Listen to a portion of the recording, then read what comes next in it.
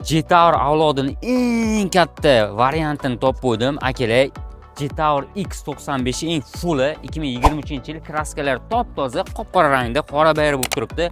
Bunaqa katta mashina bilasizlar, biz minimal darajada narxini tushirishga harakat qilamiz. Egasi bilan rostdan talashib tortishib narxini juda ham tushirishga harakat qildik. Mashinamizning funksiyalarini G-Tower minadiganlar juda yaxshi biladi. 160 kamerasi bor, panorama tomlari bor. Mashinamiz benzinda, elektropaket o'rindiqli.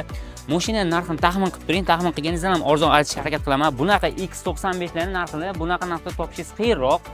Akalar, qolmishga yumshoq balolar qimmat diskalargacha topib qo'ygan chiroyli mashina.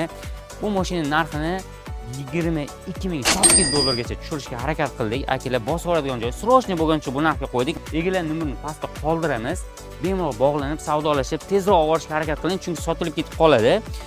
Instagramlarni ham pastda qoldirib qo'yamiz. Bunaqa katta mashinalarni kichkina narxda o'tkazib olmaslik uchun Innomarka Namangan a'zo bo'lib, like bosib, G-Tower qidirgan 7 kishilik mashina qidirgan do'stlar bu videoni jo'natib qo'ying.